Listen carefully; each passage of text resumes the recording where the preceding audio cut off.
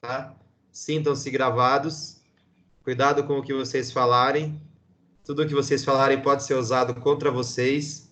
Não solte nenhuma frase comprometedora. Eu vou tentar fazer a mesma coisa aqui, né? Não nos comprometermos para a eternidade, né? Porque você pode mudar de opinião amanhã, mas o que você fala em vídeo fica gravado para todo sempre, né? Principalmente porque eu vou postar no YouTube. Bom, vou tentar compartilhar a tela aqui, se o meu computador responder. Aê. A partir desse momento é para vocês estarem olhando a minha tela e não a minha cara, tá? Então, se tiver algum erro aí, por favor, vocês se manifestem. Vocês vão se lembrar que até a última aula, nós estávamos nesse processo de aprofundar na teoria, já que não dá para ir para a prática, né? Porque qual que era o intuito do semestre? Discutir os currículos, mas não tão teoricamente, não tão profundamente, e ir para a prática experimentá-los. E aí, a pandemia, entre muitas coisas que ela fudeu, né? Ela fudeu com esse planejamento. Então, surgiu a oportunidade, eu vislumbrei a possibilidade de retomar algumas coisas que tinham sido faladas já de uma maneira mais aprofundada, de uma maneira mais complexa, trazendo mais elementos, trazendo mais nomes e mais autores. Por um lado, isso vai ser bom, porque vai clarificar e vai reforçar alguns, né, alguns temas com vocês. Por outro lado, isso é ruim, porque eu acredito que aquele modelo anterior, com a experimentação prática, ele era mais rico, por uma série de razões. Mas, se a gente conseguir avançar bem na questão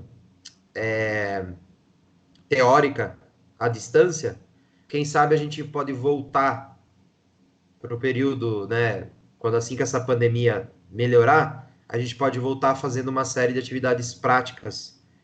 Se bem que, assim, não estou sendo profético, só estou trabalhando aqui com vocês possibilidades. E é possível sim que a gente encerre o semestre à distância, tá? Temos que começar a pensar nisso. Por isso que é importante manter o engajamento de vocês, para que esse semestre não seja perdido, né? A gente já vai perder tanto já, né? Estamos perdendo de estar com os nossos familiares, né? Talvez não as pessoas que estão na mesma casa em quarentena com você, mas deixando de ver outros familiares, deixando de ver os amigos, deixando de vivenciar os esportes, as danças, as lutas que a gente tanto gosta, deixando uma boa parcela da vida tá morta, né? Tá parada, tá em stand-by, tá em hibernação. E a gente já perde muito com isso. Mas é um período necessário, né? Sobreviveremos. E só que tem que estar preparado para que talvez o semestre inteiro na faculdade seja desse jeito, né? Então, vamos tentar nos manter assim engajados para que pelo menos isso não seja perdido, tá? Ninguém acho que está afim de fazer o quinto período tudo de novo, né? Bom, e aí nós estávamos naquele movimento então de aprofundamento e na última aula a gente se aprofundou no que seriam as perspectivas tradicionais no currículo, como elas surgiram. E aí eu gostaria de enfatizar também, né? Esse primeiro slide, ele é só para relembrar isso, né? É o mesmo slide que eu encerrei a última aula. E eu gostaria só de usar esse último ponto aqui, ó, para reforçar, que eu não sei se ficou tão claro, que quando a gente começa a criticar o tradicional, que é o que vai acontecer nessa aula, não significa que as teorias tradicionais elas eram rasteiras, elas eram fracas, elas eram mal elaboradas, que elas eram ruins. Não se trata disso, tá? Se trata de uma visão de mundo que não pressupõe nenhum questionamento à ordem social. Mas eram teorias muito bem elaboradas, complexas e que foram colocadas em prática com maestria. Tanto que as escolas hoje são altamente tecnicistas devido a essa herança tradicional, né? Com sua inspiração fabril, digamos assim, tá? Então aí a hora que a gente começar a meter o pau nelas, né? Falar que elas eram ruins por uma série de motivos, elas eram ruins no sentido de que ela não incluía todos e não era pensado numa sociedade menos desigual, menos injusta, menos excludente, tá? Elas não tinham esse tipo de preocupação, mas não significa que elas eram mal elaboradas, certo? Bom, quando que a teoria começa, então, né? Quando que a gente começa a surgir pensadores, conceitos, ideias que colocam em xeque todo o pensamento estrutural tradicional, tá? Então a gente pode colocar como marco aí a década de 60, que foi um momento, né, de grandes movimentos por todo o mundo.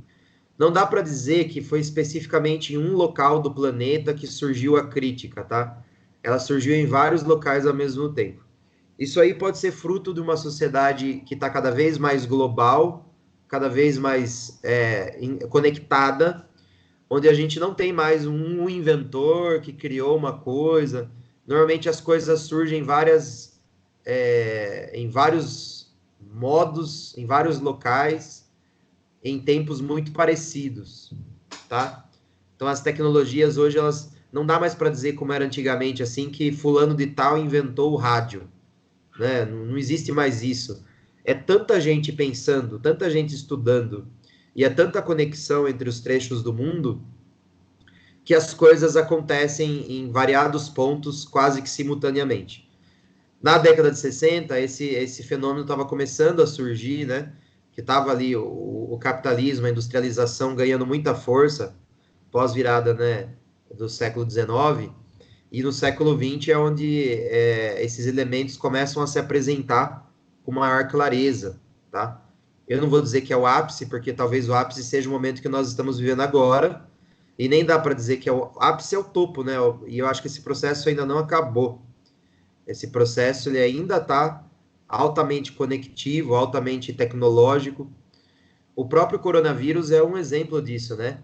Esses vírus aí, tem algumas teorias de gente maluca dizendo que foi criado em laboratório pela China, né? Mas eu estou vendo documentários sérios, né? Jornalismo sério, cientistas sérios. Muito provável ele veio de animais silvestres, por isso que explodiu na China inicialmente, porque eles têm um mercado de animal silvestre muito forte.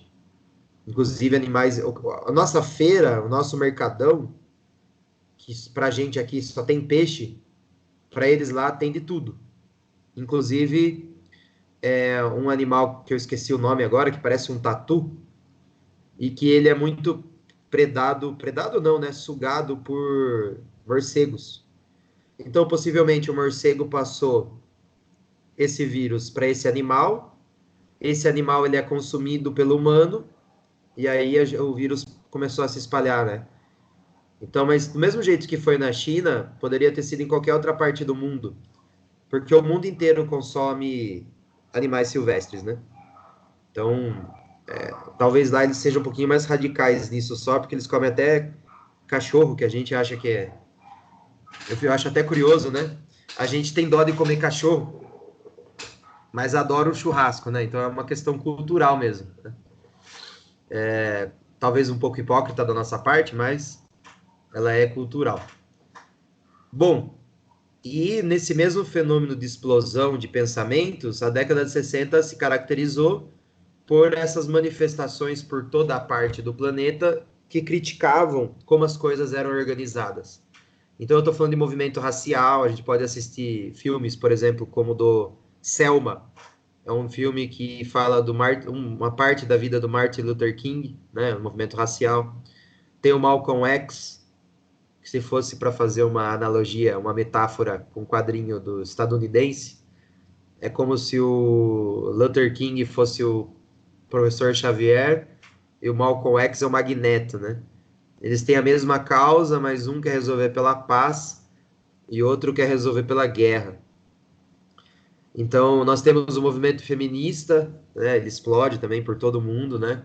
Principalmente após a Segunda Guerra Mundial, que a Segunda Guerra Mundial matou aproximadamente 60 milhões de pessoas, 60, 65 milhões de pessoas, eu já vi várias referências sobre isso, e elas transitam em torno disso, E a maior parte dessas pessoas eram homens, né? Então, assim, quando acaba a guerra, as mulheres não podiam mais ficar em casa fazendo as tarefas domésticas como era antes a estrutura social predominante. Então, e uma vez que as mulheres adentram o mercado e elas se percebem que elas não precisam estar relegadas à vida doméstica como antes era organizado, elas conquistam o seu espaço, né? Um espaço do qual elas nunca mais abriram mão. Então, o movimento feminista é um pouco reflexo disso, dessa resposta a uma estrutura patriarcal que queria retornar a mulher ao seu local, né, de doméstica, né, de fazer serviços de casa. E aí o movimento feminista ganha muita força, né? Também tem o movimento pacifista, porque depois da Segunda Guerra Mundial nós entramos num período de Guerra Fria, né? Vocês viram que as duas grandes potências mundiais tinham bombas nucleares suficientes para estourar, acabar com a vida no planeta. Então elas não podiam entrar em guerra aberta. Elas entravam então em guerrilhas por zonas de influência, né? Então, vários pontos do mundo, eles alimentavam os governos capitalistas e socialistas do local para se enfrentarem, para ver quem que ganhava e quem que poderia ser ali o líder de influência naquela região. Um exemplo clássico é a Guerra do Vietnã, né? Então, o Vietnã estava numa guerra civil, a Coreia também passou por isso. Havia uma guerra civil e os Estados Unidos alimentava o lado capitalista e a União Soviética alimentava o lado comunista, e eles ajudavam com armas e tudo mais, mas eles não podiam entrar diretamente na guerra, né? Assim, contra os Estados Unidos, contra a União Soviética e vice-versa. Porque se assim o fizesse, poderia acabar com o planeta, né? Vocês terem uma ideia do poder de uma bomba nuclear, assistam um seriado chamado Chernobyl, ou Chernobyl. Vocês encontram ele na HBO, e quem aí for contra as leis pode piratear e baixar por torrent, né? Não estou dizendo que vocês devem fazer isso, tá bom? Só estou dizendo que tem muitas piratas que fazem isso. E aí, uma vez que naquele seriado fica claro o poder destrutivo de uma bomba nuclear, assim, é chocante. E aí você pesquisando um pouquinho, você descobre que até hoje, né, nós estamos no ano 2020, até hoje ainda tem radiação sendo emitida e vai continuar sendo emitida por, sei lá, X anos, que eu não lembro agora, mas vai ficar ainda muito tempo aquilo lá contido numa redoma, numa protetiva, porque aquilo lá vai continuar emitindo radiação. Então, se os países resolverem lançar 2, 3 bombinhas nucleares aí cada um, acabou a vida no planeta, né? Então é um negócio muito, muito sensível, tá? E quando parece que hoje nós estamos um pouco amortecidos com isso, assim, né? Parece que a gente acostuma com certas ideias e a gente vai vivendo nossa vida. Não estou dizendo que isso é necessariamente ruim, né? Afinal de contas, tocar a vida e tirar coisas boas dela e tentar viver bem, ela é importante. Mas, por outro lado, parece que a gente esquece de algumas coisas com alto potencial destrutivo, né? O exemplo clássico é a ditadura caiu, a gente agradeceu, ficamos felizes, e agora, não faz nem 30 anos isso, o pessoal já está pedindo ditadura de novo, né? É um negócio meio doido. Então, parece que a gente esquece também que as bombas nucleares podem acabar com a nossa vida a qualquer momento, mas lá nos anos 60 isso ainda era muito claro. Então, os pacifistas, como o movimento hippie, eram pessoas que protestavam contra as guerras, tá? Tudo isso que eu estou falando para você, Maio de 68 também é um filme, é um movimento que acontece na França, que também é contra toda a organização social, que quer um outro tipo de sociedade, que critica, né, toda essa organização hierárquica, bélica, né, concentrada muito, né, na mão de um sistema injusto. Aí, se vocês quiserem assistir um filme sobre isso, tem um filme chamado Os Sonhadores. É um filme muito ruim, mas ele reflete esse período dessa época aí. Só que ele conta a história de dois irmãos e um turista que vai visitá-los. E eles se trancam dentro de casa para não correr riscos, tal. Então é mais a história deles do que lá fora. Mas enquanto acontece a história deles lá dentro, lá fora o pau tá comendo, né? Porque são as revoltas de 68, tá? Então são esses exemplos, né, de movimentos que não eram teóricos, assim, estritamente acadêmicos, filosóficos, não, eram movimentos espontâneos. Todos eles tinham como característica a crítica ao status quo. O que é status quo? É o que está aí, né? Traduzindo de uma maneira livre e até mais didática, status quo é o que é como as coisas se encontram, tá? Então, do jeito que as coisas estão agora. Então, toda crítica ao status quo é uma crítica à maneira que as coisas estão agora. Tá? Então, se vocês criticarem o Brasil hoje, vocês estão criticando o status quo, certo? Então, a gente pode... As pessoas costumam dividir política em direita e esquerda. Essa é a crítica, é a divisão mais pobre possível, mas eu vou trazer uma outra divisão que também é pobre, mas vou trazer essa divisão em 4, tá? Então, pelo lado da direita, nós temos os reacionários e os conservadores. Reacionários é aqueles que querem eliminar direitos sociais adquiridos, né? Então, eles têm uma visão altamente hierárquica e elitista da sociedade, e eles querem voltar, se puder, se eles conseguirem, eles voltam até na escravidão. Esses são os reacionários, né? Então, por exemplo, o nosso atual governo é um governo reacionário. Daí nós temos os conservadores. Quem são os conservadores? As pessoas que querem, o nome já fala, conservar. Elas querem conservar as coisas como elas estão, tá? Não tá nem bom nem ruim, não tem que mudar nada, tá bom assim. Desculpa, não tá nem bom nem ruim, é os críticos, né? As coisas estão bom como estão, temos que manter assim, conservar alguns valores que são fundamentais para a sociedade não se desintegrar, né? Se começar com muita movimentação, com muita crítica, toda a estrutura social se perde. Esses são os conservadores. Aí nós temos os progressistas, que são pessoas que não querem mudar a sociedade completamente, eles querem ir modificando aos poucos, melhorando uma coisa aqui, mudando uma coisa ali. Então a sociedade não precisa mudar completamente, ela não precisa deixar de ser capitalista, por exemplo. Mas ela pode ser mais inclusiva, ela pode melhorar os direitos dos mais pobres, ela pode melhorar direitos das mulheres, ela pode, né, combater o feminicídio, ela pode combater o racismo. Então a sociedade ela não precisa de uma grande transformação, mas ela precisa ir continuar mudando, num progresso que é constante. E por último, nós temos os revolucionários. Pelo lado da esquerda, então, nós temos os progressistas e os revolucionários. Revolucionário é aquele que quer mudar tudo, né? A sociedade é um lixo, o capitalismo é um lixo, nós temos que mudar tudo, transformar tudo.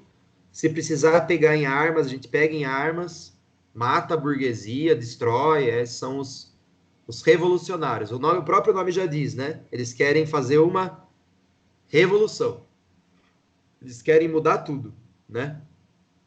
Bom, por que eu estou passando essa definição um pouquinho mais elaborada do que é direita e do que é esquerda? Porque os críticos, obviamente, são de esquerda, né? Então, se no currículo tradicional nós estamos falando de currículos de direita, currículos conservadores, não reacionários, mas conservadores, nos currículos críticos, nós estamos falando de currículos transformadores, progressistas, tá? E até mesmo alguns revolucionários, tá? Não necessariamente armamentista, mas algumas pessoas pregavam, sim, uma revolução, nem que não fosse pela via armada, sabe? Mas havia, sim, essa ideia de revolução, tá?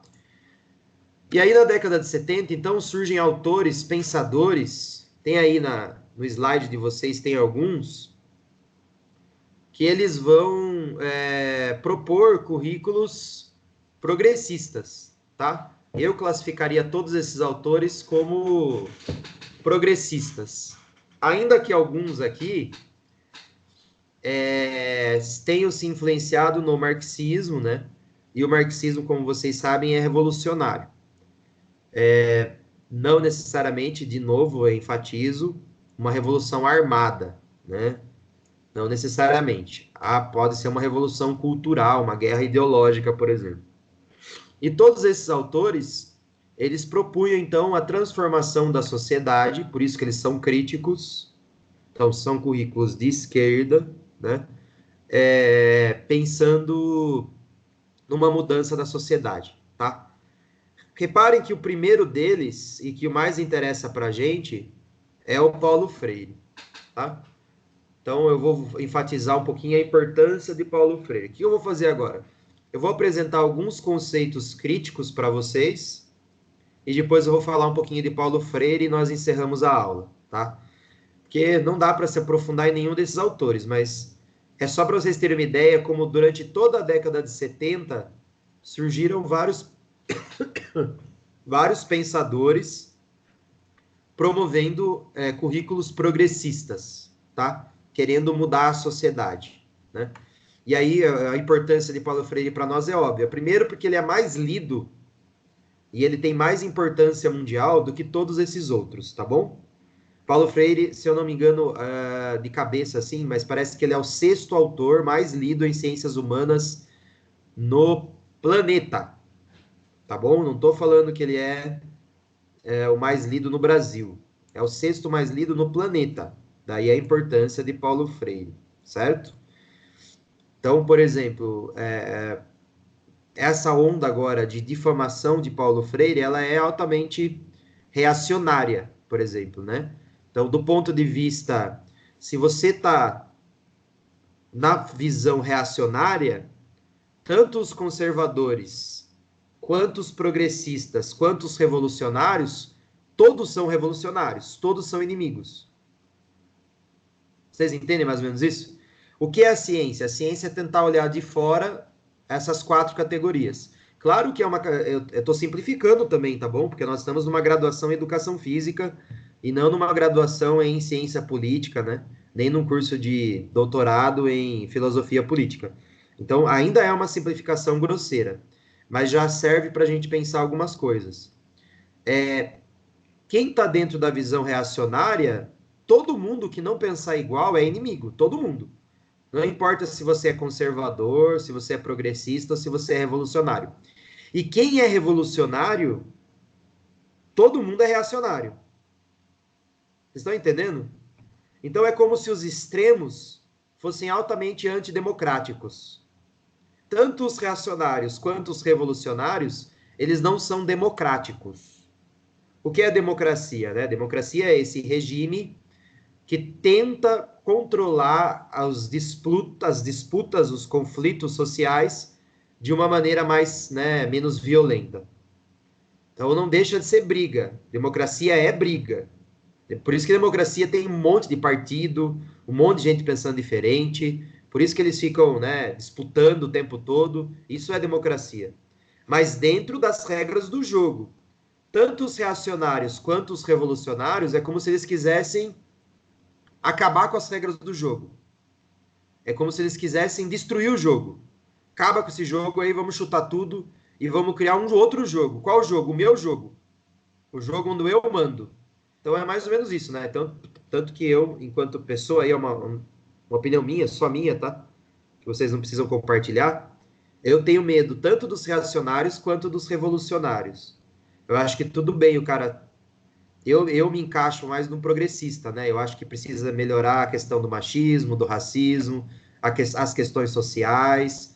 Precisamos incluir os mais pobres, políticas de colaboração para uma sociedade melhor. Então, eu adoto como modelo, para mim, a social-democracia europeia, por exemplo. Eu acho que é um bom modelo de sociedade. Eu estou pensando ali nos países europeus mais antigos, né? Principalmente no modelo escandinavo, que parece que é o que obtém os melhores resultados. Mas eu entendo a visão de um conservador também, né?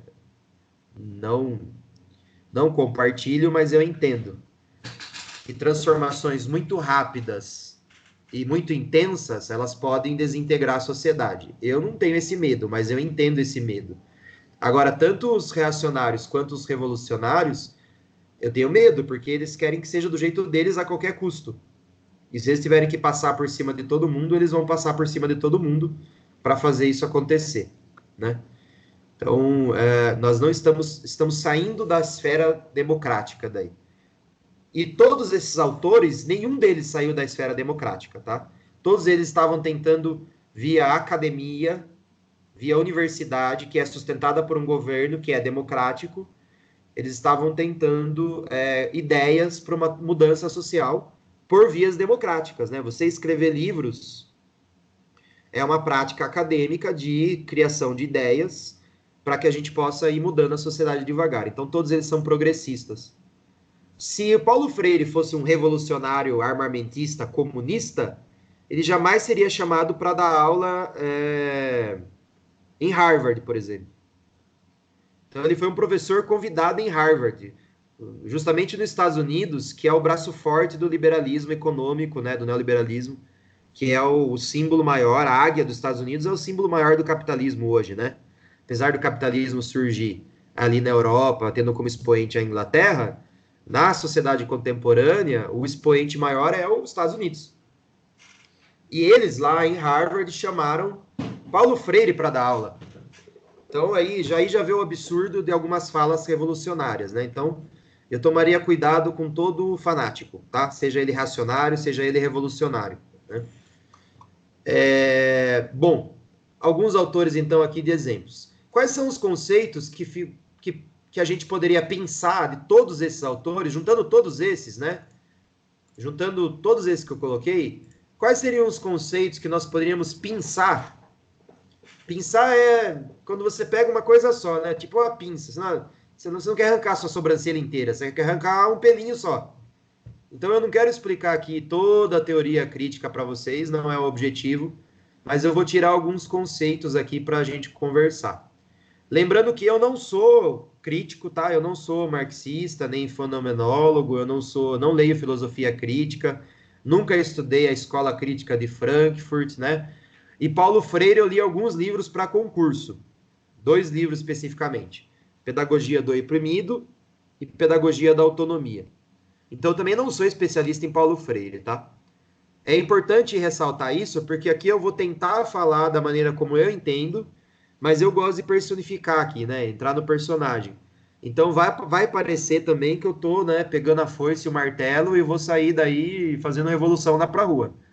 Então, já deixo de antemão avisado que boa parte da visão crítica, na minha opinião, ela possui alguns problemas que eu vou comentar os problemas da visão crítica na próxima aula, quando a gente falar da visão pós-crítica. Então, lembram-se que semana passada eu apresentei para vocês somente como funciona a visão tradicional, sem apresentar as críticas. As críticas à visão tradicional vêm hoje, e as críticas à visão crítica vêm na semana que vem. Mesmo que pós não seja necessariamente contra a crítica, e sim continuidade, ir além, alguns aspectos eles têm discordância profunda, tá? Então, para exemplificar, eu acabei de fazer uma defesa apaixonada da democracia, a teorização pós-crítica desconfia muito da democracia, né? Desconfia que ela não funciona, né? E quando a gente elege as pessoas por WhatsApp, os pós-críticos começam a ganhar um pouquinho de força nos argumentos, né? Mas criticar a democracia não significa querer uma ditadura, né?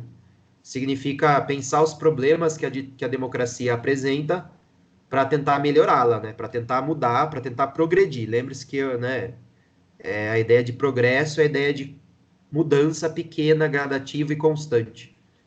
E não a ideia de revolução, tá? Porque senão a gente cai em outras... Cuba, União Soviética, China, todas elas passaram por revoluções.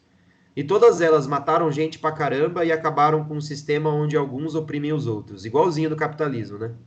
Então é tentar buscar outras vias, tá? Mas hoje o tema é aula crítica, então. E o que os críticos falam, tá? Então, algum conceito interessante do francês Louis Althusser é a ideologia e os aparelhos de Estado. Então, o Althusser diz que o Estado ele é o centro de força que comanda, né, se contém o capitalismo e organiza a sociedade, e ele tem aparelhos repressivos e ideológicos. Os aparelhos ideológicos são aqueles que convencem você de que o capitalismo é a melhor maneira de viver. Então, o primeiro aparelho ideológico é a escola, desculpa, é a família. Na sua família já vai te convencendo, né, e te ensinando como as coisas são. Não porque eles são, assim, pessoas conscientes do que eles estão fazendo, não. Porque eles também foram ideologizados dentro da mesma lógica, dentro da mesma conjunto de ideias. Eles também foram subjetivados, né?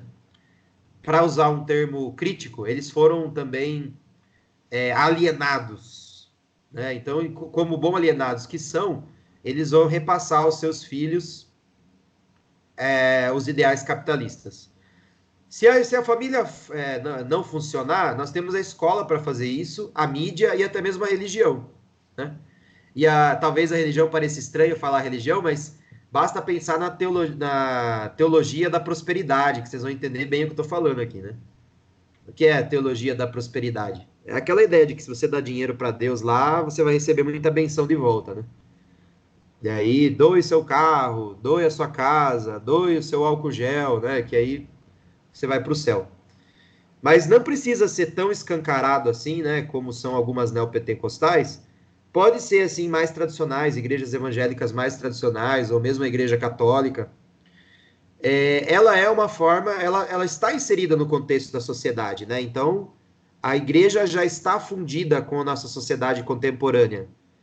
A igreja não prega mudança, né?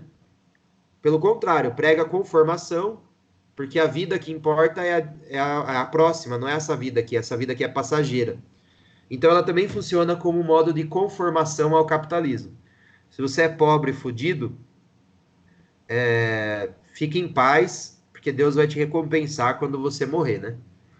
Então, e a mídia fala o tempo todo, né? Sucesso, se esforce, seja o melhor. Então, assim, veja que são várias formas, né? A família também te cobrando, você precisa fazer alguma coisa. Meu Deus, não acredito que você vai fazer educação física, né? Então, assim, as pessoas ficam te ensinando como viver e não como mudar a vida, como mudar a sociedade, tá? Se por acaso você, enquanto indivíduo, né, indivíduos que escapam da família, da escola, da mídia, da religião, aí nós temos os aparelhos repressivos de Estado. Quais são os aparelhos repressivos, então? Aí tem a polícia, tem o exército, né, tem os fiscais, é a galera que vai resolver o problema de quem não está convencido de que o capitalismo é a melhor forma de viver. E o que isso tem a ver com a escola? Para esses autores críticos, a escola tem uma correspondência entre o sistema de produção e o sistema educacional. Então, a escola funciona nos moldes do capitalismo. Então, basta lembrar daquele vídeo que nós assistimos lá do Charlie Chaplin, né? Aquele vídeo lá estava mostrando tempos modernos, então mostrando quando a modernidade chegando, ela estava trazendo, então, esse modo de pensar industrial, urbano, capitalista, e a escola foi pensada para reproduzir aquele modelo. Então, a escola teria, por exemplo, um currículo oculto. O currículo explícito é o que o professor está ensinando, e o currículo oculto é o modo de organização da escola. As filas, as carteiras, o silêncio, olhar para frente, não conversar, bate o sinal, você tem que ir para o intervalo. Todo esse funcionamento é muito parecido com uma fábrica, né, com o mercado de trabalho. Era, né, pessoal? Mudou muito, tá? As fábricas mudaram, o mercado de trabalho mudou. Lembre-se que nós estamos falando aqui da década de coisas que acontecem na virada do século XX e vão encontrar seu apogeu posterior a isso, e autores que escreveram na década de 70, tá bom? Vocês têm que estar o tempo todo fazendo essa inserção contextual do que está sendo falado, né? Então, na época, quando as fábricas eram nesses modelos mais disciplinares, as escolas foram pensadas, então, para reproduzir esse contexto, tá? Então, daí o currículo crítico vai dizer que não pode ser assim, tem que ser diferente. Porque o que acontece é que a escola acabava reproduzindo a dinâmica cultural. Então, se a sociedade ela era hierarquizada e excludente, a escola reproduzia essa exclusão e essa hierarquização, né? Então, ela impunha certos conhecimentos e ocultava outros de uma maneira que você cresce achando que é normal que alguma pessoa tenha bilhões, trilhões e as outras pessoas passem fome, né? Então, por exemplo, a gente acha normal parar no semáforo e ter lá a criança pedindo alguma coisa ou vendendo bala. Pra gente é normal, né? Porque nós crescemos nessa sociedade e fomos sendo convencidos que tudo bem, tá tudo bem, ué, fazer o quê? Ela não tem pai, o problema é dela, né? Ela que trabalhe mesmo e que se vire, né? E se tentar roubar, tem mais aqui para cadeia mesmo, né? Então a gente vai crescendo, acreditando que tudo isso é natural, que as coisas são assim mesmo, tá? O que acaba obtendo uma hegemonia. O que é uma hegemonia, né? É um pensamento que domina a maioria. Quando o meu São Paulo Futebol Clube era um clube que ganhava alguma coisa, nós tínhamos o apelido chamado de soberano, né? Aí eu tenho uma camiseta assim, 6-3-3, né? 6 brasileiro, 3 Libertadores e 3 mundiais. E ninguém tinha isso, né? Daí o Palmeiras inventou que tem mundial, inventou que tem 25 Campeonato Brasileiro e tal. E o Corinthians ganhou mais uma coisa ou outra, e o São Paulo faz 10 anos que não ganha porra nenhuma. Então eu não posso usar mais esse apelido aí. Mas naquela época eu adorava dizer que o São Paulo era hegemônico. Eu estava aprendendo esses conceitos, né? Que o São Paulo era hegemônico, porque ele era dominador, né? Ele era o que mais tinha títulos.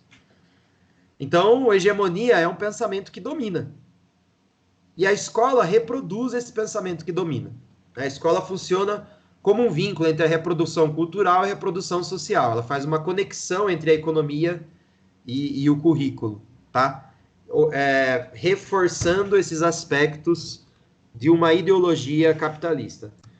O que o currículo crítico propõe, então, para mudar isso? De uma maneira simples, né? De uma maneira mais resumida e juntando todos aqueles autores lá, uma coisinha de cada aquele autor que eu coloquei lá adiante. Depois de um certo momento de denúncia, onde os críticos se limitaram a falar que a escola era uma porcaria, começaram a surgir pensadores propondo ideias, né? Então, Paulo Freire é um excelente exemplo.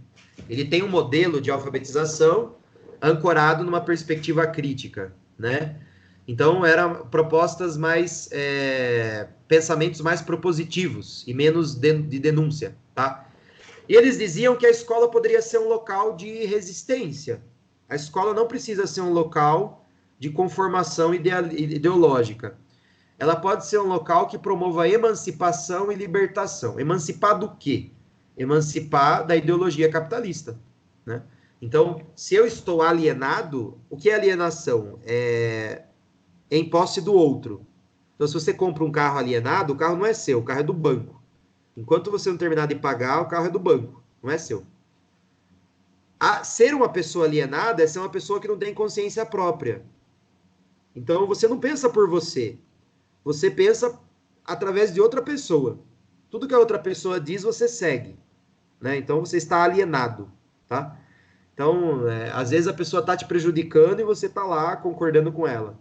Mas a pessoa está tomando as decisões mais estapafúrdias, mais imbecis, e você está lá defendendo ela, né? Essa pessoa pode ser um governante, né? Mas pode ser um namorado, namorada, pode ser um professor, pode ser um livro, pode ser um intelectual, enfim. Mas, em suma, dentro da perspectiva crítica, estar alienado é você estar desprovido da sua própria consciência de classe, da classe que você pertence. Porque se você é rico, então você não está errado, né? Entre aspas, né? Porque você está ali defendendo, sabendo que a sua classe é favorecida e que você defende essa organização social porque ela lhe favorece. Rico que eu estou falando aqui não é quem ganha 5, 10 mil por mês, tá? Ricos são os donos do meio de produção, é o dono da fábrica, né? É o cara que movimenta milhões, né? Não é o funcionário público, o delegado que ganha 20. Isso é tudo trabalhador, né? Na visão crítica. E a escola pode ser local, então, de emancipar, tá? A escola e o currículo, então, eles devem funcionar como uma esfera pública democrática. Então, lá é um local de circulação de várias ideias, inclusive de ideias de crítica à sociedade, e não local só de conformação ao mercado de trabalho. E qual o papel do professor? O papel do professor é ser um intelectual transformador, mas não um intelectual revolucionário, né? Não é formar soldadinhos comunistas, né? Não é essa a ideia. Mas é promover reflexões por dentro, daí a ideia de intelectual orgânico, né? De dentro do mecanismo social capitalista, você promover reflexões de transformação social. Para que isso seja possível, o professor precisa de uma pedagogia que dê voz para os alunos, né? Então você tem que aumentar a voz dos alunos e dos próprios professores, né? Quando que um professor não tem voz? Quando ele é obrigado a... Eu tô silenciando o Andrei aqui. Quando o professor é obrigado a ensinar só o que o Estado manda, a cartilha, por exemplo, ele tem pouca voz. Quando o professor não deixa o aluno se manifestar e dar a opinião dele, ele também dá pouca voz para o aluno, tá bom? Então, isso seria uma maneira pouco democrática e pouco transformadora da sociedade. Em resumo, o que o currículo crítico quer é uma política cultural. Ensino de criticidade via escolar, tá? Seria mais ou menos esse o resumo. E aí, mais algumas adições aqui. Nós tivemos no Brasil, além do Paulo Freire, um outro intelectual muito importante chamado Dermeval Saviani. O que o Saviani faz é uma crítica ao Paulo Freire, tá? Mas, assim, eles tinham o mesmo objetivo, que era uma sociedade melhor. Mas o Saviani acreditava mais numa via mais marxista, né? Ele era mais... lia mais Marx do que o próprio Paulo Freire. Paulo Freire, ele criou um pensamento muito próprio e ele misturou muitas coisas, né? Então, na prática, o que isso difere?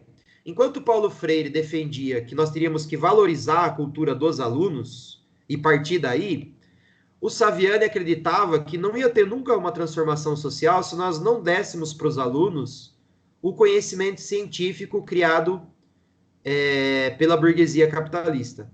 Então era como se Saviani pensasse em dar ferramentas para que as classes mais baixas modificassem a sociedade, enquanto que Paulo Freire pensava que a ideia era valorizar a própria cultura dos oprimidos como uma forma de transformação social, tá?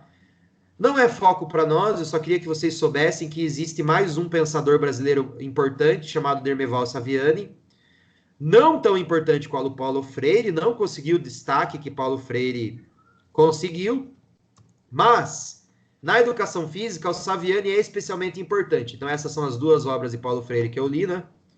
Eu não sou especialista nem em Paulo Freire nem em Saviani, tá bom?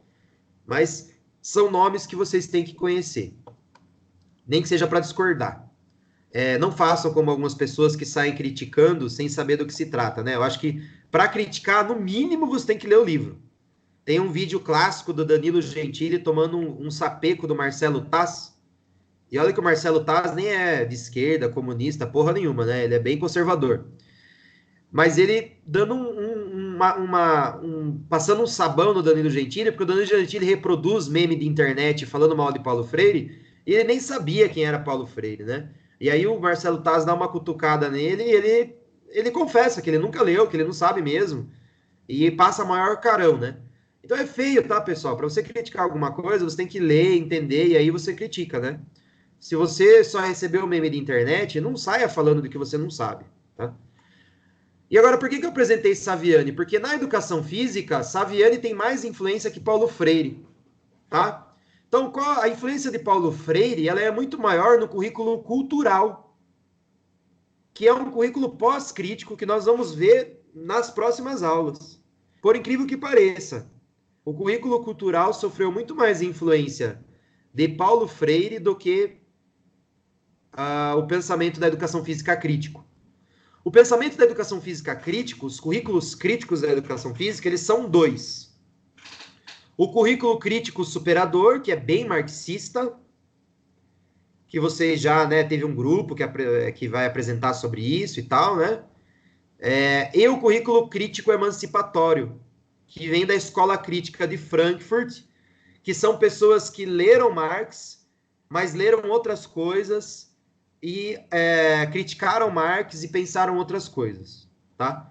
Então, na educação física, Paulo Freire influenciou muito pouco no currículo crítico ali nos anos 90.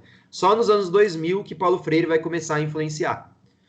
Em compensação, Saviani influenciou muito, porque Saviani lia marxismo, né, e criou um currículo para a educação física. Não ele, mas quando a gente estudar esse currículo, vocês vão ver que teve pessoas que leram Saviani e trouxeram para a educação física. E a Escola Crítica de Frankfurt também teve pessoas que foram lá na Alemanha fazer estudar, pessoas da educação física, que foram lá na Alemanha estudar e trouxeram para a gente o currículo crítico emancipatório. Então, nas próximas aulas, a próxima aula eu vou falar do currículo crítico superador e na outra eu vou falar do currículo crítico emancipatório, tá? A aula de hoje, ela era sobre isso, certo? Então, vou encerrar o compartilhamento de imagem e vou encerrar a gravação.